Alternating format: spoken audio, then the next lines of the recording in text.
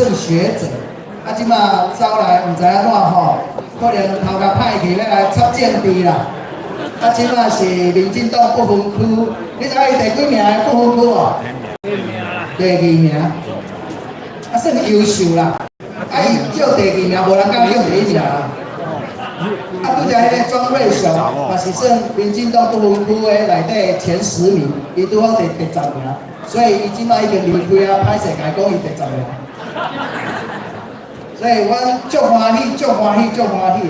阮为半年前啊，就应遮台美人的遮的长辈吼，甲阮介绍讲吼，你也捌出王义川来。阮的阿川对了，结果阮旧年11月啊，阮就邀请王义川来甲大家甲大家演讲伫库珀蒂诺。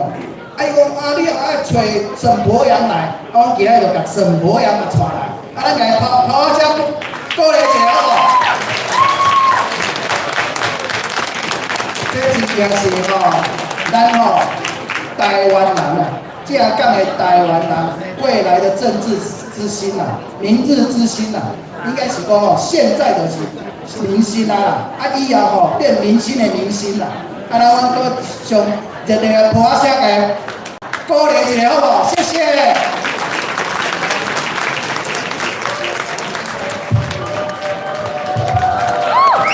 谢谢大家。大家好，大家好。开始我台语不认得嘛，所以我只好讲华语嘛。这个我会尽量。我们大家在讨论的时候，我们就决定了一件事情，就是我们就一半的人回台湾，一半的人留在美国。一半的人在美国这边呢有美国的事可以做，一半的人回到台湾有台湾的事可以做。所以我们那时候呢就这样讲了以后呢，我们就下定，我是属于下定决心就要回去台湾的那一批人，但另外也有一批人呢就留在美国。一直到现在呢，我们都还在合作。大家比如说，大家知道我之前创的这一个黑熊学院嘛？那黑熊学院呢，其实我从政以后呢，我就把理事长辞掉了，跟那个吴春成不一样那个我辞掉了以后呢，但是我就请了一个本来那时候跟我们约好留在美国的那一位朋友，他来接了黑熊的理事长。不过呢，他在前年的时候呢，他决定要回台湾，所以他现在在中研院。那我呢，现在在做这一个认知作战的研究，就是看中国怎么去影响台湾的研究。这个研究其实很需要美国朋友的帮忙，所以呢，其实我有大量的不管是资源，还是大量的这个 data， 其实都是我美国当时一起在这边念书的朋友帮我 collect。然后呢，我甚至那时候我还印象很深刻。韩国瑜在选第一次市长选上的时候呢，我是跟我在 UC Davis 的那个朋友一起去抓到底他的网军在哪里。所以呢，借由这样的一个跨国的合作，我相信呢，这个一直以来会对台湾的未来很有帮助的。所以呢，我知道在座的各位都是留在美国一段时间的。那台湾也一直以来呢，也有很多的民主的前辈为我们的这个台湾的未来奋斗。但其实呢，不管大家在哪里，这个合作的方式，还有为台湾想要奉献的精神，想要呢为台湾开疆辟土啦，不管是我们的国际地位，还是我们的国家的正常化，我相信大家都是在同一条船上。那我今天呢，最主要呢，想要告诉大家的其实很简单，因为我知道很多人关心的是台湾到底发生什么事我也相信今天会坐在这里听的，大概也都差不多知道台湾发生什么事了，大概都知道了所以大概就是一些美感可能不知道而已啦。我待会儿在 Q&A 的时候呢，尽量帮大家回答。但我比较想要讲的就是，各位在这边能够帮助我们什么事因为我觉得这是最重要的。那我就先从头讲起，大家先猜猜看如果台湾明天就发生战争，目前我们每2个月都有做这个民调，就是问台湾人说，如果明天发生战争，你愿意抵抗还是你要投降？大家猜猜看，在台湾人有多少比例的人说还要抵抗？70%，多少 percent？ 大家知道吗？有人说70%，我听到70%，还有别的数字吗？80%。这个我先跟大家讲一下哦，这一个问题呢，在澳洲的时候其实有被问过啊，问澳洲人，问说如果台海发生战争了，你们澳洲人有多少人来愿意参战？没有，他们是60%，对啊，我们有60，蛮高的嘛，对不对？好，那我们现在回到台湾，台湾答案是50%啊，50%啊，比大家想象中的低了哦。但是大家不用担心，乌俄战争2022年开打，乌俄战争之前呢，乌克兰也一天到晚在做这个民调啊，问乌克兰人说，如果明天战争爆发了，请问有多少人愿意一战？乌克兰一直以来都是40%哦，但你看他有没有撑到现在？撑很久啊，所以大家要注意的就是50听起来好像不怎么样了哈，但是其实要守卫住一个国家，其实50%绝对是够的。我甚至呢，如果依照学术理论来讲，通常10%到20%的人愿意抵抗，这个国家是有办法撑下去的。所以50%其实是一个很漂亮的数字，但问题出在另外一个，问题是出在有多少人回答要投降。大家知道吗？有多少%的人说要投降？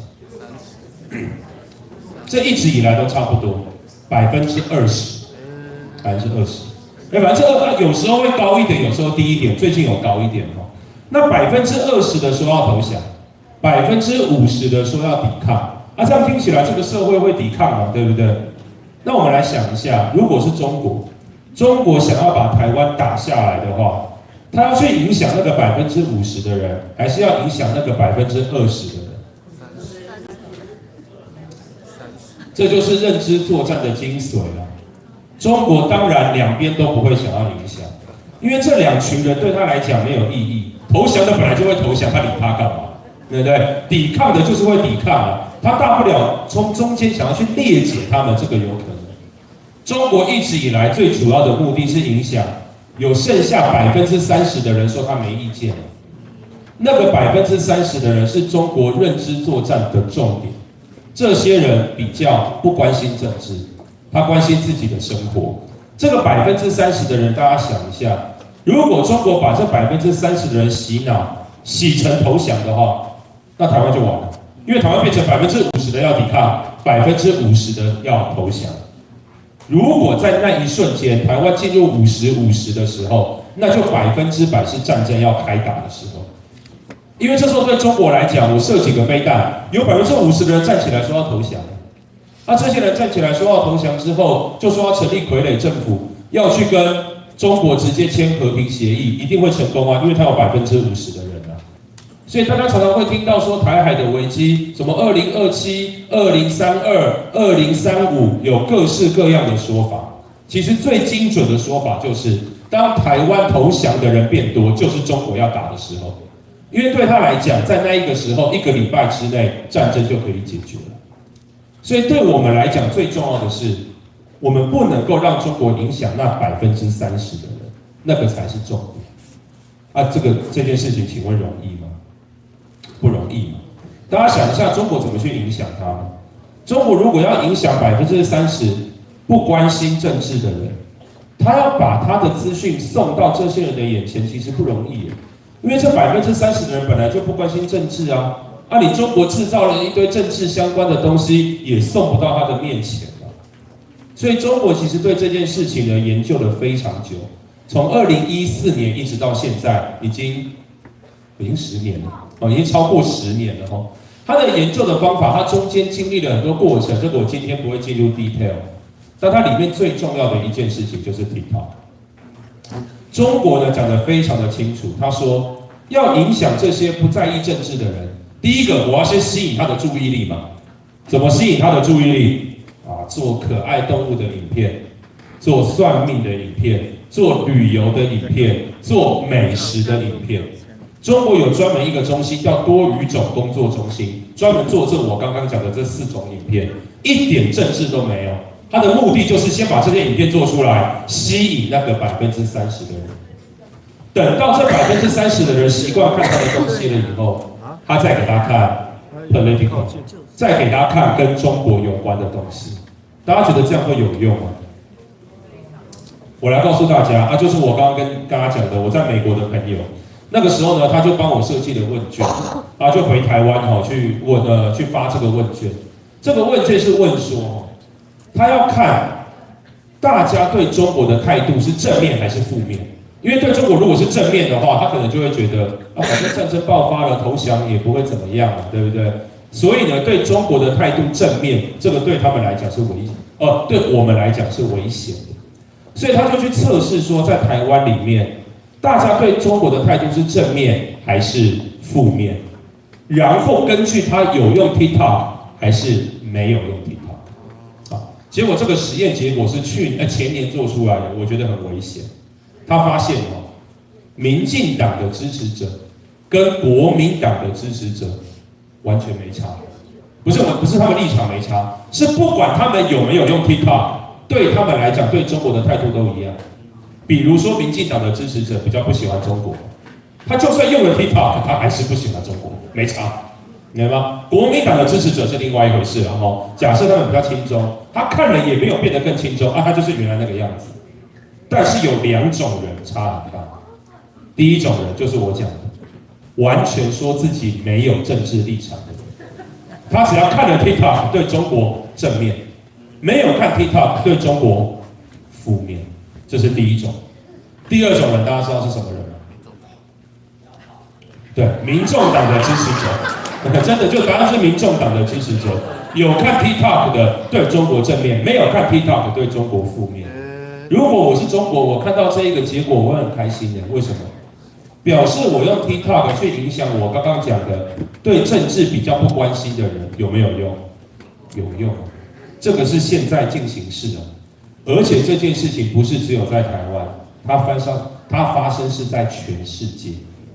也就是说呢，他对全世界的年轻人在用这样的一个平台去散播资讯的时候，会不会有越来越多全世界的年轻人对中国的态度渐渐改为正面？这是有可能的事情。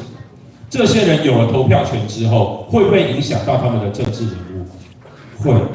所以，就算那个国家的政治人物是本来要 support 台湾的，后来发现他的选民怎么越来越多觉得中国还不错，他会不会改变他的态度？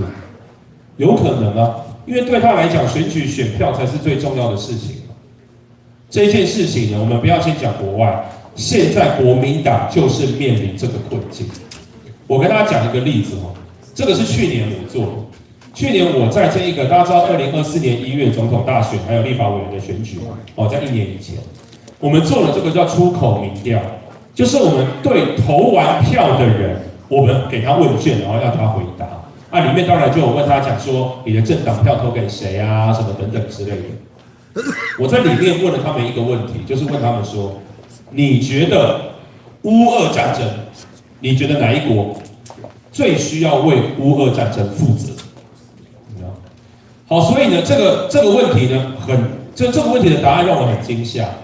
在民进党的支持者里面，92%的人认为是俄罗斯的问题，可是民进党的支持者，国民党的支持者64%认为是美国的问题，不是乌克兰哦，不是乌克兰，也不是俄罗斯，他认为是美国的问题。国民党的支持者。你不觉得很奇怪吗？为什么国民党的支持者会这样想？就说如果国民党的支持者他们是这样想，我们根本就不用管说傅昆萁跟朱立伦这些人有没有被中国渗透，其实已经不重要了。因为如果假设我是国民党的政治人物，有超过我60%以上的支持者认为是美国的问题，那我以后讲话我也说是美国的问题啊，因为我这样讲话会得到我的选民的支持嘛。所以呢，光是改变选民的想法，其实你就已经改变政治人物了啊！更不要讲说这些政治人物一天到晚跑去中国，因为有些人呢，审完预算的隔一天就跑去中国报道了。所以，当大家看到这样的一个态势的时候，国民党其实是已经快要被洗掉了。也就是说，国民党的那个本土派认为说，我们应该要守护国家的那个大概剩30%。已经快要70%的人被这些资讯不断的洗。啊，你说怎么会这个样子呢？我来跟大家讲一个例子哦。从2018年开始，这个韩国瑜崛起的那个时候，大家对黄埔应该熟悉嘛，对不对？国民党的黄埔的这个组织的系统，黄埔是被洗得非常的彻底啊。它本来是我们叫三红一蓝，后来变四红哦，这个很 detail 我就不讲。但是2018年开始发现了一个非常诡异的事情，就是大家吸收资讯的管道发生了剧烈的改变。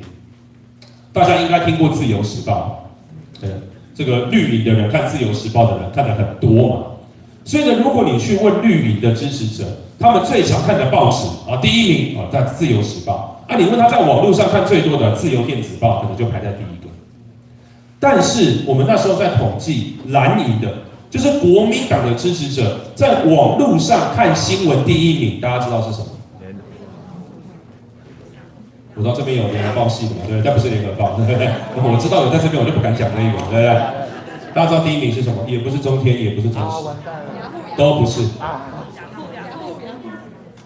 好，我跟大家讲，答案叫密讯。你有听过吗？没有听过嘛，对不对？没有听过就表示你不是蓝营的，你知道吗？对不对？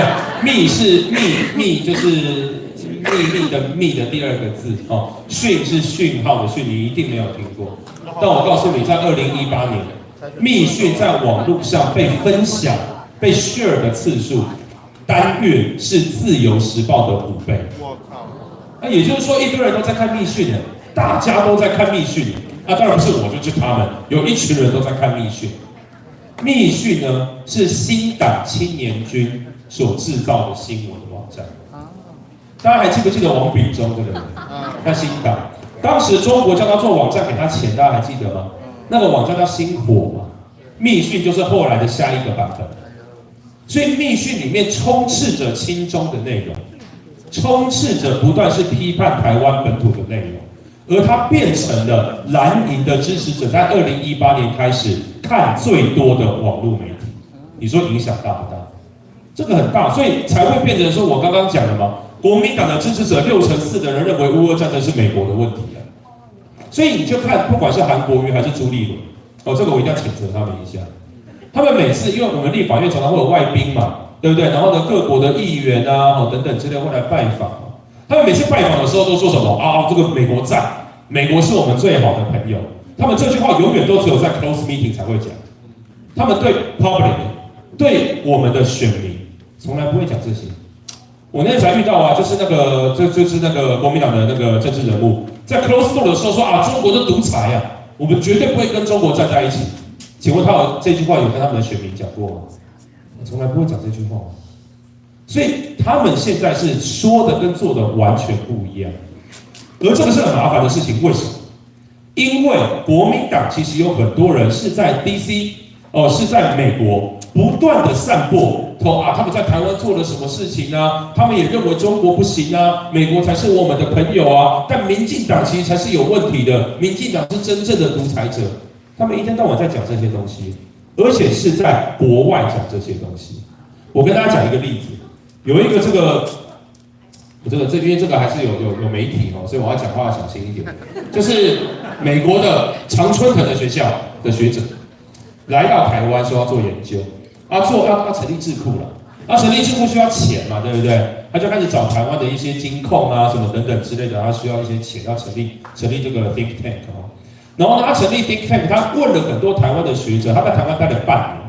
然后去研究台湾的问题有哪些，然后想在这边弄一个 think tank 因为到香港，大家知道香港越来越那个 think tank 没有办法在那边生存嘛，不自由嘛，对不对？所以很多想要移到台湾。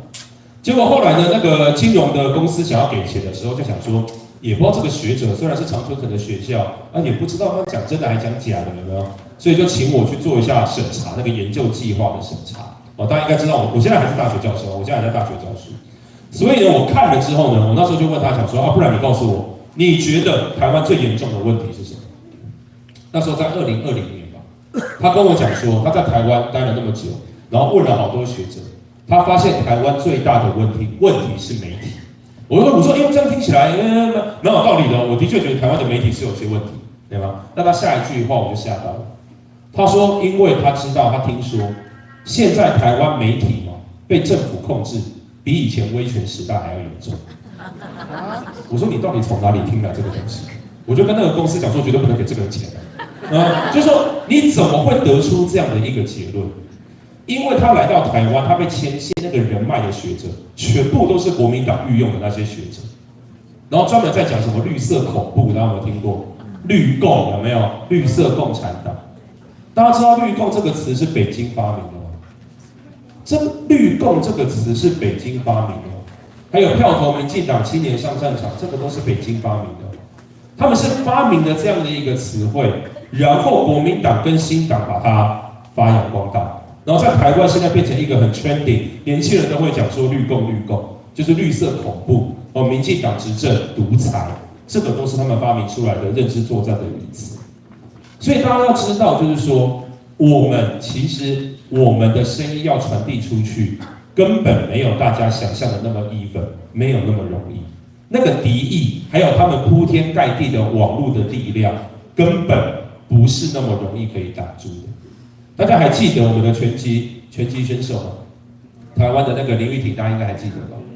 我就讲这个很简单的例子，林玉婷的那个案子呢，是关于就是有一些人质疑她的性别嘛，对不对？在质疑性别的这个过程当中，台湾有没有很多人站出来讲话，帮她讲话？也蛮多的嘛，对不对？到这个 Twitter 上面呢，就现在的 X 啊，就是很多人来帮她讲话。台湾的网络是完全畅通的。这个说真的也是一个一翻两瞪眼的事情。说真的，应该也没有那么难 argue 啊。但其实说真的，过了1个礼拜、2个礼拜之后，全世界的舆论是完全导向台湾这一边吗？没有，它是一个蛮简单的事情哦。但你有没有发现，在全世界对这件事情的舆论大概是一半一半，连我们在网络畅通，政府都站出来，民众也站出来，想要去 debunk， 结果只能做到50-50。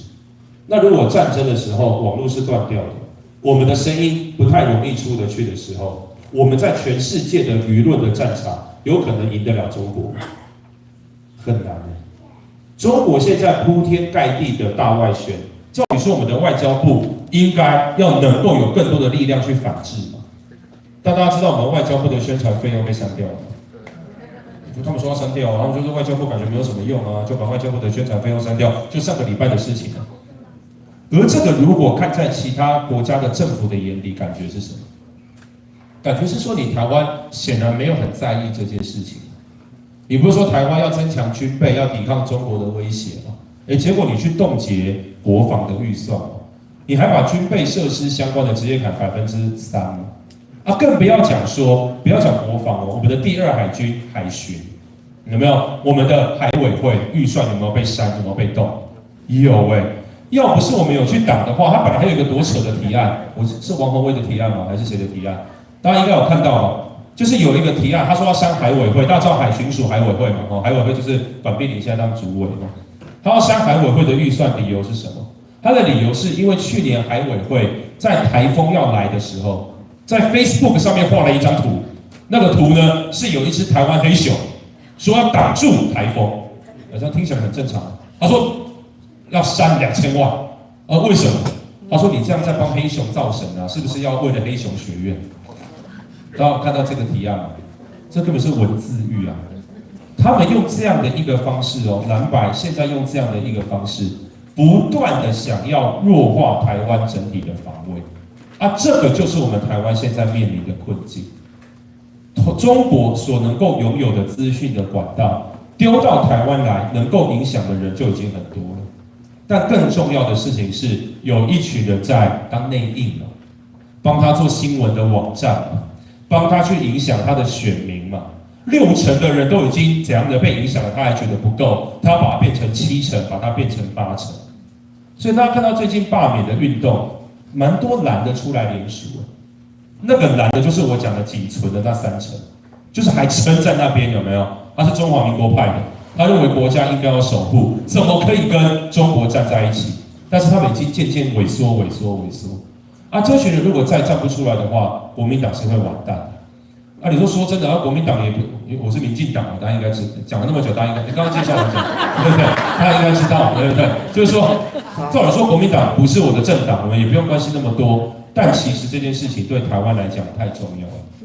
台湾没有一个正常的在野党，这个会是台湾未来的很大的危机，非常大的危机。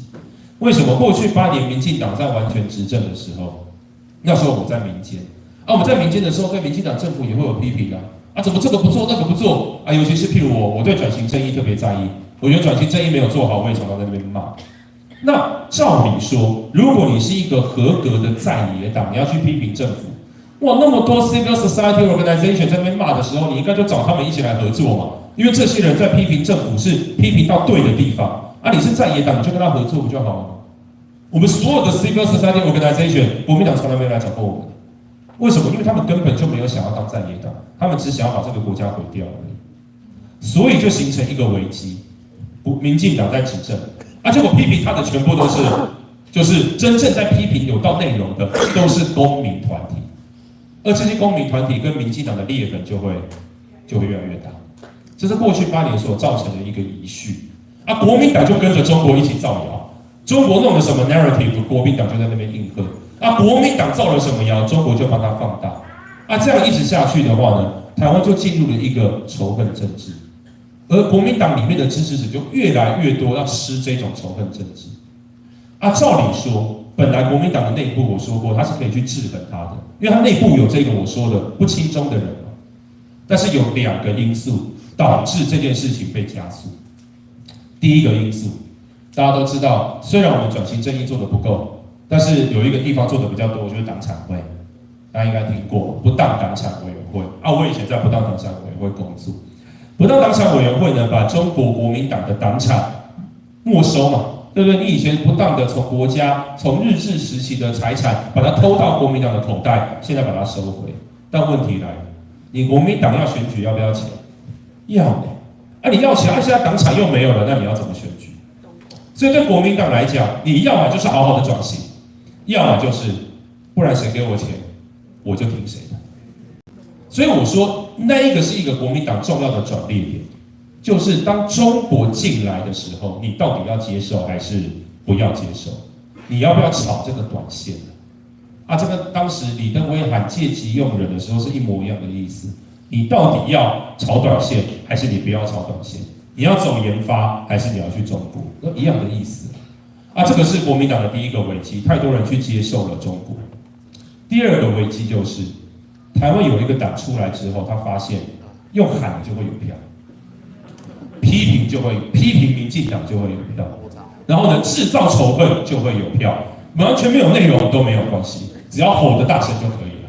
对啊，这个叫做大家知道叫台湾民众党。台湾民众党的问题我那个自由时报以前有报道过，我叫林代科内因为我是在2013年的时候就出来告诉大家，绝对不要投柯文哲这一个人。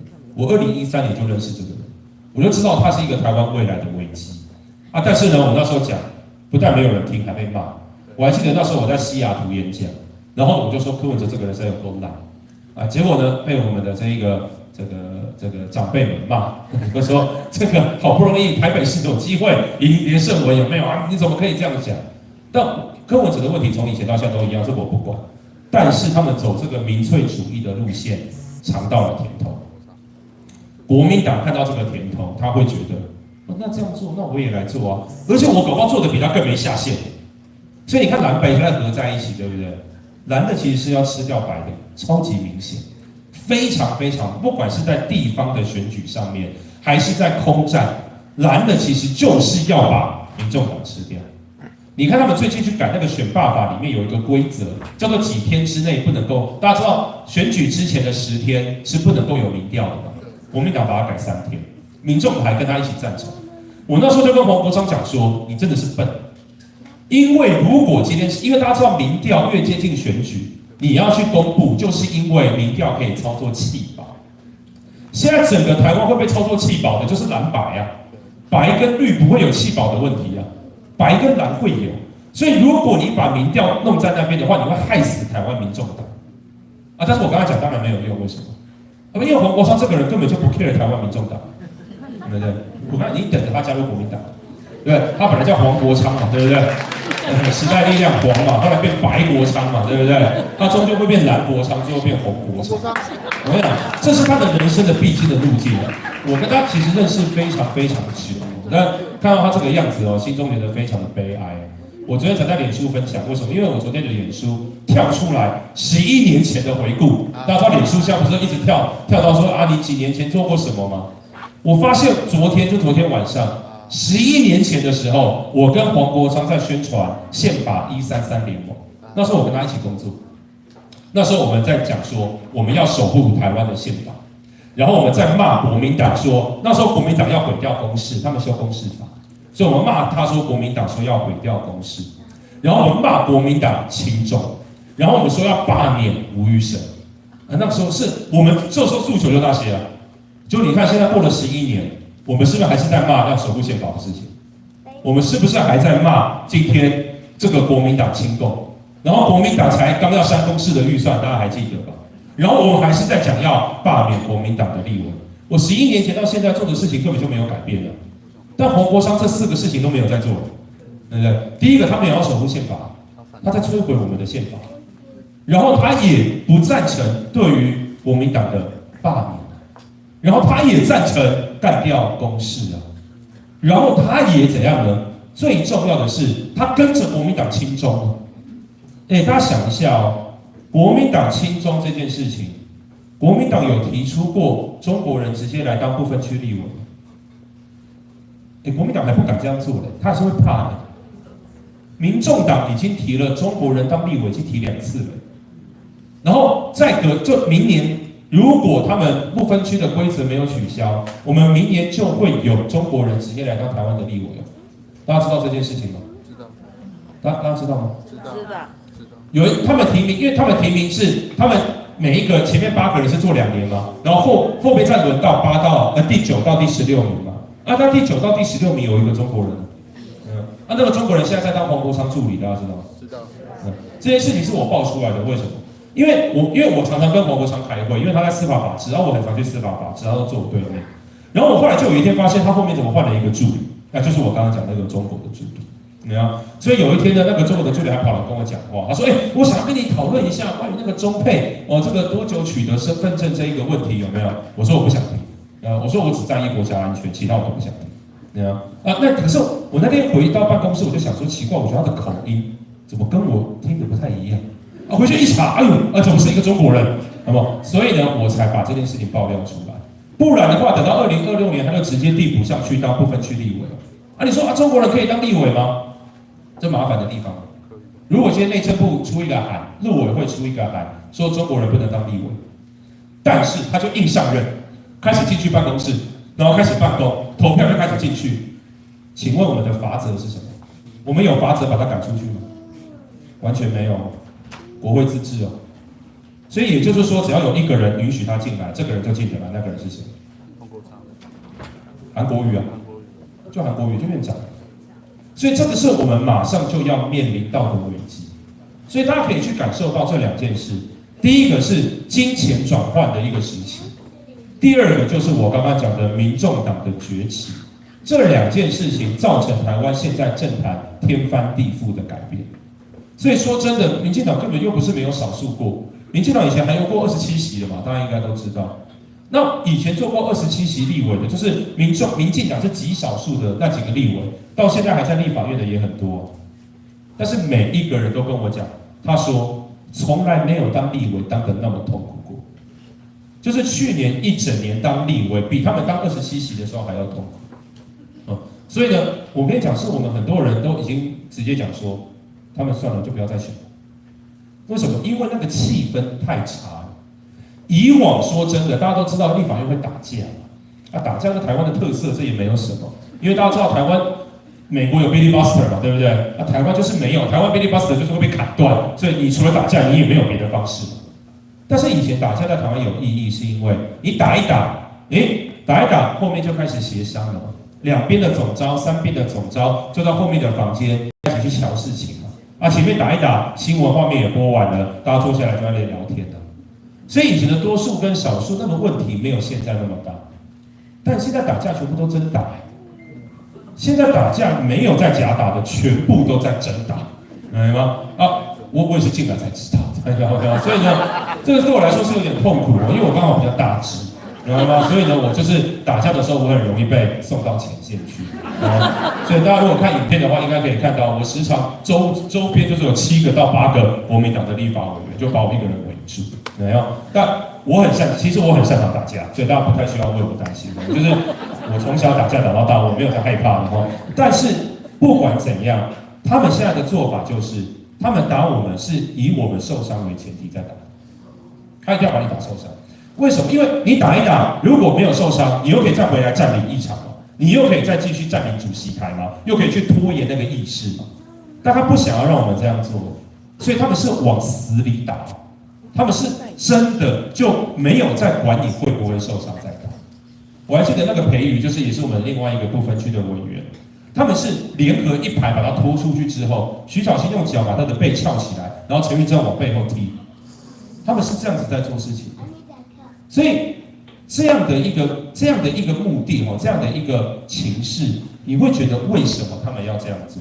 因为你仔细想一下，如果国民党跟民众党要通过任何的法案，表决可不可以过？可以啊，那他打架要干嘛？大家知道我的意思吗？就他打架打一打，我们总会累嘛。他可以突袭嘛，他可以表决嘛，他表决最后一定会赢啊。也就是大不了就是那个过法案的时间比他预设的大概再晚个2-3个礼拜，因为打架的关系。但最终他一定可以过他想要过的法案，所以他可以从头到尾不用打架，就可以把事情撸过去，社会也不会有反弹。但你看他们的选择是什么？他一定要在几月几号过什么法案，他一定要在几月几号做什么，那个时程很赶，他一定要做到，一定要过这个法案，过不了就往死里打。最严重的一次就是上次他们直接把立法院的门关起来，大家看到那一出吗？对不对？就是他们把立法院的门关起来，不让我们进去，直接在里面表决通过。他为什么那么急？大家不觉得很奇怪吗？这是一个奇怪的事情。傅昆萁这个人很急，他在这几年变化非常的大。他在急什么？这个说真的，只能大家只能做自己的推测。他今年还要再做一次总召。国民党最多是连任1次，除非他跟习近平一样再多改1次。但是他这2年很明显，他有他的 agenda， 他一定要通过什么，一定要通过什么，一定要通过什么，很有节奏。而夏立言每一次去中国回来，国民党都会有新的法案。所以我一直都认为，对我来讲，我们现在在对抗的根本就不是中国国民党，我们在对抗的根本就是中国共产党。大家看傅昆萁那个时候不是带了快20个立委去中国吗？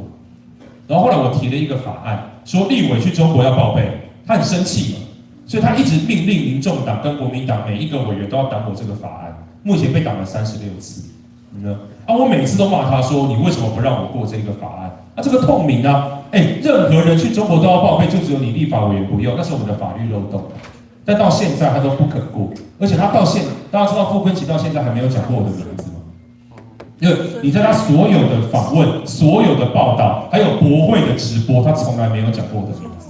他每次都叫我那个什么做网军的，有没有？那个搞认知作战的，他最常叫我 say 哈，就是他永远不肯讲我的名字因为对他来讲，我就是一个被中国制裁的嘛。大家应该知道，我们前阵子被中国制裁为这个顽固台独分子，所以对他来讲，他今天如果能够带20个立委去中国。那么接下来他就可以带40个，接下来他就可以带50个。我最害怕的事情是，那他如果带57个立委，57过半，他如果带57个去中国的话，然后说要签和平协议，那这个给国际的 signal 是什么？台湾过半的立法委员到中国说要签和平协议，那说真的，其他的国家要怎么去反对？那其他的国家说可是就过半啊。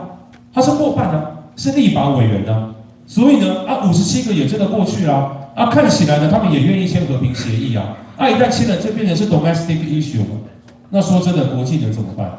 那如果俄罗斯跟中国讲好在那一个时候把那个战火不管是在乌俄战争还是说伊朗针对以哈那边把它扩大，那么对世界很多强权来讲是蜡烛两头烧如果那时候台湾突然 offer 说我们过半的民意到中国说要签和平协议，我跟你讲，搞不好有些国家觉得还不错。上一个跟中国签和平协议的是谁？大家知道吗？是西藏。台湾如果成为下一个，我们台湾绝对不是变西藏，台湾就是变现在的东突厥斯坦了，也就是中国讲的新疆。所以这件事情如果不 stop 下来的话，这就是傅昆萁的计谋。我已经在台湾讲这个计谋讲了很多次，我当着他的面讲了也很多次，脸书也写了很多次，他没有一次反驳，你知道吗？因为他一旦反驳了就丢脸了嘛，对不对？我没有要带大家签和平协议哦，中国就一定把他叫过来了。奇怪，我不是叫你签和平协议吗？你怎么会在台湾讲这样的话？所以这个是台湾很立即、明显、马上就要遇到的危机。从他们国会滥权，一直到他们把中央的钱裁员拿走，他们的最终的目的就是要地方包围中央，让中央整个被弱化。中央被弱化之后呢，再修地方制度法，让离岛或者让各个县市能够自己跟中国签约，先铺陈到最后的下一步，就一定是签和平协议。台湾走到那一步的话，这是可预见的1到2年就可以做到的事情。所以，如果我们真的要让这件事情停下来，对我来讲，已经没有几件事情可以做了。我那时候有盘点过，所以作为一个结论，因为我知道 Q&A 的时间已经到了，我是希望留多一点时间给大家 Q&A。第一件事情就是宪法法庭，因为宪法法庭可以至少，譬如说他们今天把两岸条例修掉，然后如果是违宪，他可以说到 unconstitutional。但问题是，宪法法庭现在被他们废掉了。他们把宪法法庭的人数，现在开会的人数要提高啊，让他无法开会啊。宪法法庭现在的关键就是，我以为他们昨天会做出暂时处分，但是没有了。宪法法庭如果不肯对这个修法做出暂时处分，那宪法法庭就废了。所以宪法法庭会废还是不会废，出事以前就会知道了。但是宪法法庭一旦救不下来的话，我们台湾马上要进入第2条路。这第2条路就是罢免。罢免现在对我们来讲最快的，第一个罢免是合法的方式，第2个罢免是很容易能够把亲中的立委拉下来的方式。但是问题来了，大家觉得罢免容易成功吗？不容易啊！罢免没有大家想象的容易，因为我为了这件事情，我还特别去找民调公司去做民调。我跟我的几个朋友，我们自掏腰包去做民调。我们发现因为他在台湾如果要罢免一个人，同意罢免必须要超过25%的选举，就是这个选区25%，1/4的人说要罢免他。这个简单，因为现在国民党的选区不满国民党的委员几乎都超过25%，也就是会出来说同意罢免国民党立委的，我跟你讲会过那个25%。但问题是罢免还有第2个条件，同意要大于不同意。国民党选区的立委不同意国民党被罢免的4成多，所以你2.5%这个起得来，但另外一边是4成，那你这样罢免不掉他。所以要怎么去让中间的选民又回到刚刚原来的问题，让不关心政治的人，让选民知道国民党到底做了什么事情，其实非常的重要。这件事情一旦做不到，那罢免就不会成功。我在党内也很多人这样跟我讲，因为我民调做出来嘛，看起来乐观因为至少会过25%嘛。但问题是不同意罢免的人很多但我也必须要告诉大家，就是如果我们什么事情都用数学做计算的话，那台湾说真的也不用打仗了。大家还记不记得太阳花那时候在爆发的时候？请问太阳花在爆发之前，有多少人知道那个时候服贸的事情？全台湾不到1%的人知道服贸。但他们后来占领了立法院之后，有没有50万人站出来？也有吗？有没有直接影响到2016年的总统大选？也有吗？那太阳花是2014嘛？这一次国会滥权也是在青鸟运动之前，台湾有超过3%的人口知道国会在干嘛，根本就不知道怎么国会滥权的内容是在做什么？最好是有人知道，那个东西很 detail 很难讲解。但是这个运动发生了之后，有没有让很多人知道宪法法庭的重要？让很多人知道国民党在里面做什么？的确，他就成功了。所以这个不能够当做不罢免的借口，对我来讲但是我知道很多人把这个当做是一个借口。对我来说，你一定要去做这个努力，你才有成功的机会。如果连这个努力都不用做了，那说真的，民进党也不用玩了。所以对我来讲，现在首要之务应该是要让大家知道，到底蓝白在作恶什么，到底他们造成国家什么样的危机，这个是我们在台湾现在最重要的事。但是我要说真的，这些罢免团体，这个缺钱的缺钱啦，缺志工的缺志工啦，有没有？他们很多都是一群，我跟大家讲哦，这一群人哦，很多甚至哦，本来是没有在关心政治的人，这个很特别哦。当年的太阳花一出来都是年轻学生嘛，对不对？青鸟运动这次出来都年轻学生吗？没有，青鸟这次出来反而是25到35，这个非常多，学生只有占17%，然后呢，妈妈也非常多，所以呢，青鸟运动是横跨所有的年龄层，它其实是一个很漂亮的运动。为什么？大家还知道我们有野百合，然后我们有太阳花，然后我们一直到青鸟，人数其实是一直在增加，年龄层是越跨越广。这个在所有的国家维持的理论里面，这是一个最好的一个流向。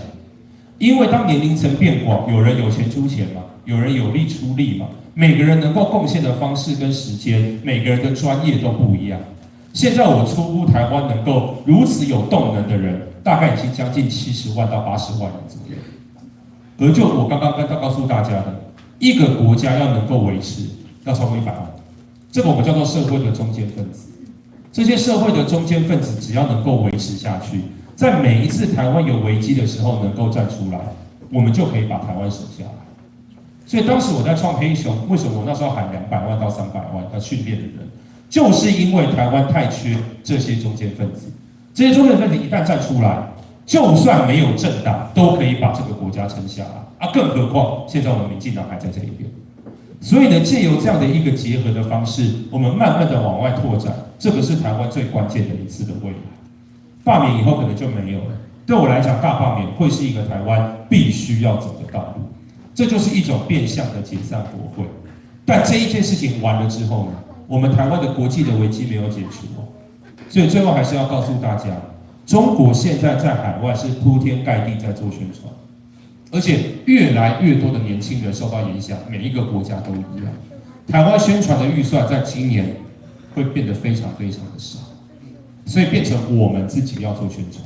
那怎么做呢？我给大家几个方向作为结论。我一直说要做结论，也结论不了，对不起。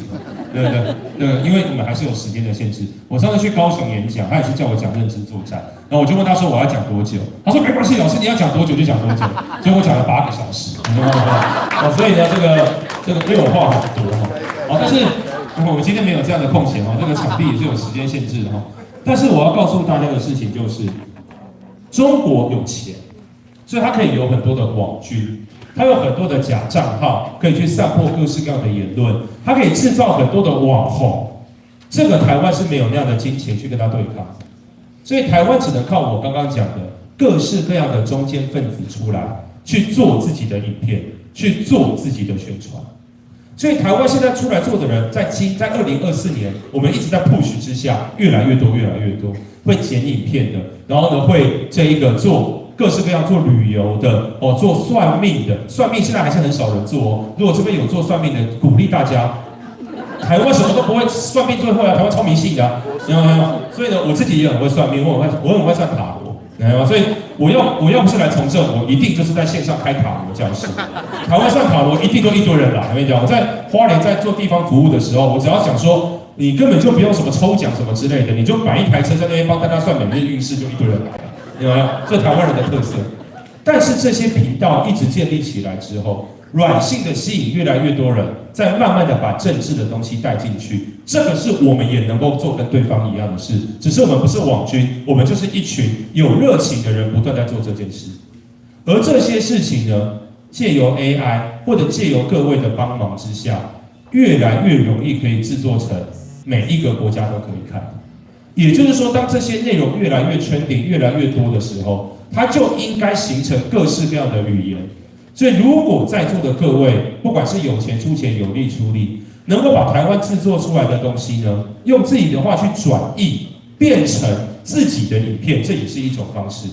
你说我拍影片可能也没什么人看等等之类的，大家不要小看这件事你的影片只要有500人看，只要有1000人看，这个在我们的理论里面就已经足以造成影响。为什么？你今天如果是1000个人看，但是问题是你有5万个人在做，请问你能够造成多少的效益？每个人的 target audience 是不一样的。这一个不管是在这个情报局相关的研究，跟我在认知作战的研究，这个叫 micro influencer。micro influencer 造成舆论的效应是无比巨大的。就像回到我刚刚讲的，100-200万的中间分子是能够卷起整个台湾的舆论风暴的。所以你要去掌握这一群人，大家已经是这个社会的中间分子。但因为现在舆论的战场已经跟以前不一样，所以如果我们能够继续成为这一个中间分子，把我们的力量放在这一个上面的话，这样才会有抵抗中国的能量，这样也才有办法抵抗国民党在这边造的谣，这样也才有办法抵抗中国在这边所造的谣。这个是台湾现在面临的最大的挑战，但这个是台湾人可以应对的。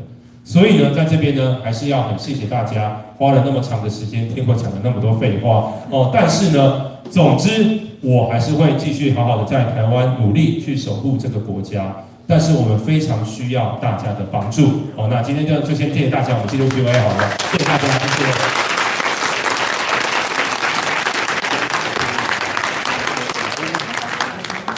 精湛。谢谢沈立伟那么精彩的演讲，我们现在开放可能只有2个问题的时间喽。刚刚看到有一位在前面，我拿麦克风给你。不好意思，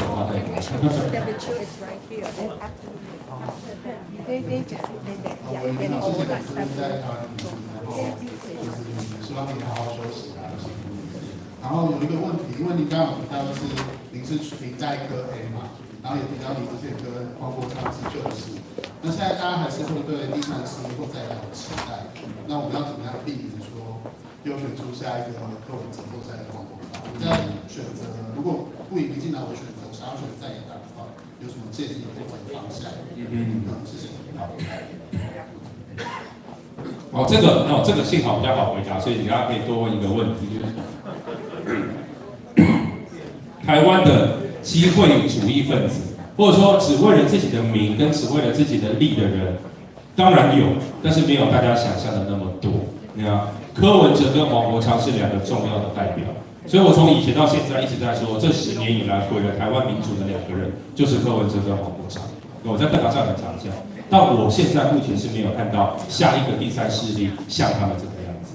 也就是说呢，的确很多人呢，第三势力他们也是常常在批评民进党。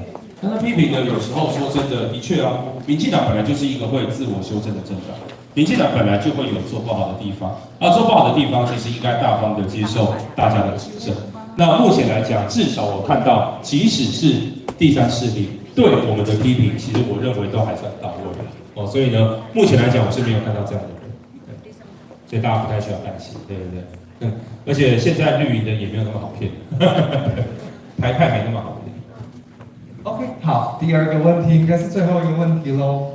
不好意思，我有好几个问题，但是我浓缩一下哈。第一个问题就是说，能不能请立法委员去明定一下，说什么叫做敌国？我们台湾有没有敌国？那支持敌国的人可不可以用叛乱法去判刑？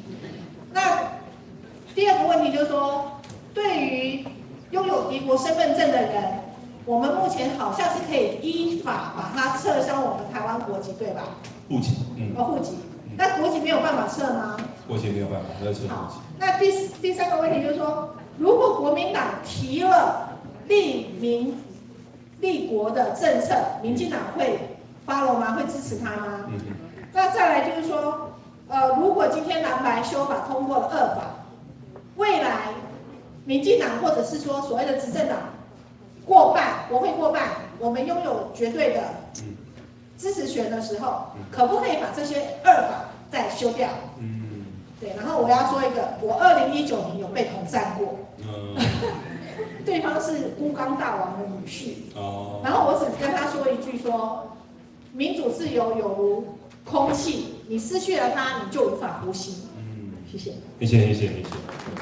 好，那我快速的回答一下哈，就是说，第一个就在于说敌国。那现在在刑法里面有这个境外敌对势力这样的一个规定，它指的就是中国。但麻烦的是说，虽然你定了境外敌对势力，但境外敌对势力你跟他做了什么叫外患罪嘛？台湾的外患罪只有一条，那一条超难用。所以呢，第一个理想的状况就是我们要扩增外患罪的类型。那我已经提了我提了4个不同的外患罪的修正，但国民党是死都不肯排了，因为按照我的修正，马英九就要抓起来。所以呢，但无论如何，这一个修正我认为是重要的。如果我们是多数，我们一定要通过。但刚刚一点就是，民众党到现在好像从来没有跟我们站在一起过。就他如果可以的话，他一定是跟国民党站在一起所以呢，这件事情当然是会比较困扰，一定是跟国民党站在一起所以呢，这件事情当然是会比较困扰。那再来就是身份证身份证目前台湾只能去撤销户籍，但我现在比较担心的是身份证第二个问题就是法律战。我举个例子就是说现在是台湾人民有不少人去中国是可以办身份证。大家知道去中国最早大家是办台胞证，然后再来是办居住证，然后呢再来才是身份证，它是一层一层一层的。那如果说台湾人现在去办身份证，1个礼拜就可以拿到的话，其实重点不是那一个证件所代表的意义，而是中国可能会反过来要求什么？说你台湾人现在拿中国的身份证1个礼拜就可以拿了，那我们的中配在你们台湾应该也是1个礼拜就可以拿身份证吧？他可能会这样讲。如果这样讲，结果我们的国会多数还是蓝白的话，搞不好就通过了。通过的话，大家应该知道，中配一旦取得身份证是直接可以，因为取得身份证就是可以投票了，对不对？那会是台湾人非常大的危机。所以，当然我们对于取消户籍这件事情就是说我们常常会想的是反过来，对于台湾去拿的人，我们该怎么办？这个的确也是个问题，是因为俄罗斯在开战前三年，俄罗斯也在乌东地区发身份证，是一模一样的统战效果。所以他可能会有一些利益的给予他现在要做的可能就是你哪些有拿身份证的，你可以优先办中国的游客团到台湾让你可以去吸一点油水或者说你的水果可以怎么去卖到中国他可以借由这个身份证去桥接一些特定的利益机制。但我认为最危险的是后面那一件事情，就是当越来越多人拿的时候，而且越拿越顺的时候，他倒过来要求你在台湾的中配1个礼拜就可以拿身份证，那会完蛋。所以呢，这个都是台湾最快的方式，是要让这些代表中国的立法委员，真的要让他们滚出立法院。我觉得这个才是最快能够解决问题的方式。他再怎么难都要做不然的话，其他的方法，很多人就说宪法法庭不在了，那是不是我们的行政权违宪？我们的行政权都不要理这个通过的法律就好了，我就跟他硬干但这一个所造成的宪政危机，绝对比你走罢免还要来得更严重。因为等于你也带头告诉大家，你没有要遵守宪法的意思。台湾作为一个法治国家，如果全部的人都这样搞的话，台湾会陨落得非常的迅速，那就跟以前的威玛共和一样。台湾过往我们这20-30年，从1999年到现在的这个，或者1996年，看大家喜欢用哪一年来算，我们这一段民主算是小 baby 啦。很多世界民主的小 baby 都是在20-30年的时候垮台，回头变成独裁国家。台湾如果要借鉴这样的历史的话，是不能够走那条路。所以那条路如果真的要走，我觉得除非是台湾要开战，那不然的话，在这个之前，罢免应该是最适合走的一条路。好，谢谢立委，我们再次掌声对立委加油。然后现在还剩下休息，我们现在还剩3个项目。我们现在还有一个特别来宾，要请他上来讲几句话，是我们旧金山的 City Attorney David Cho， 掌声欢迎。之后还会有大合照，还有抽奖。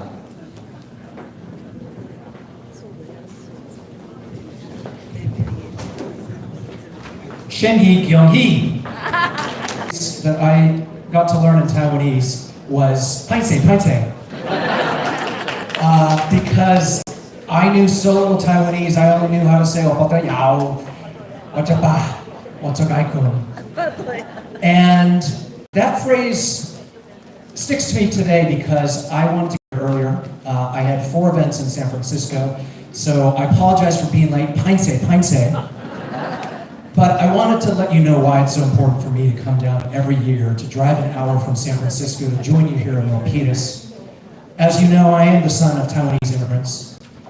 And over my years, I have always been so amazed at how so many in my generation have been successful, whether it be in medicine or the sciences or academia, arts and culture, law or politics, because of all of you.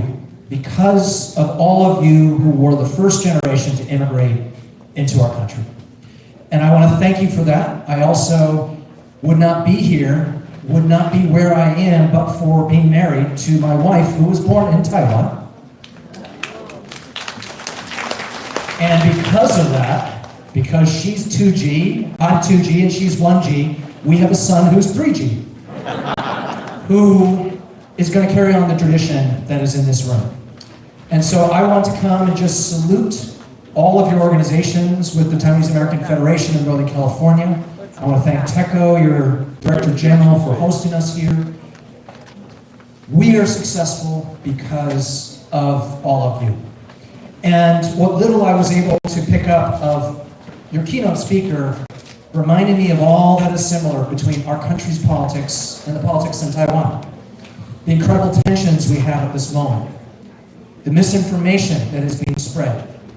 The geopolitical global conflicts that impact us all. So let me just end by saying, I know we are celebrating the 52nd anniversary of this event, and I want to just wish all of you the very best for the next 52 years, wishing us continued success in this country for Taiwanese Americans, for my son's generation and others, wishing those of us in Taiwan the continuation of a strong, vibrant, inclusive democracy.